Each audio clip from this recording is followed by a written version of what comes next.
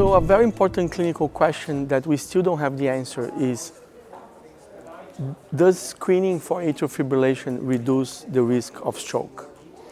And that's a very important question before we can actually incorporate screening as in a systematic way as a routine in clinical practice.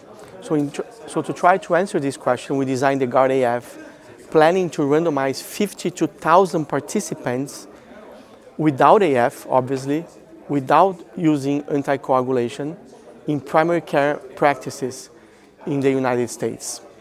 And then we randomized patients to a screening strategy, which was a 14-day patch-based continuous ECG monitoring with a ZO patch, or usual of care, having the primary efficacy endpoint being hospitalizations for stroke, having the primary safety endpoint being hospitalizations due to bleeding, and also looking at the occurrence of AFib and the use of anticoagulation therapy. Unfortunately, the trial was terminated prematurely due to COVID pandemic, and we end up randomizing only about 12,000 patients.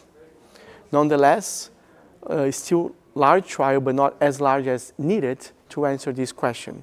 So when we look at stroke, we did not find a significant difference between the strategy of screening versus usual of care for stroke.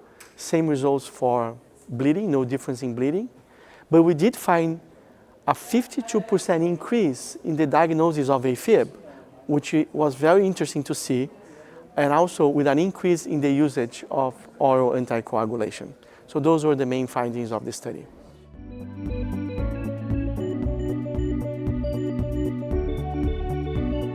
I think our study provides some lessons learned in terms of how to perform large trials, what are the things that we need to do. We learned that part of these patients can be enrolled virtually at their homes. We also leverage claims data and electronic health records to assess clinical outcomes. So there were several lessons learned. And we also confirmed that if we look harder for AFib and longer for AFib, we're going to find more atrial fibrillation. The problem that if we don't have enough patients to have enough atrial fibrillations to be potentially treated, you end up not having the power to show a potential reduction in stroke. So I think in terms of recommendation for screening, we still have inconclusive results, not definitive recommendations, but hopefully future studies with larger number of patients might help us to find out if really screening for atrial fibrillation can or cannot reduce the risk of stroke.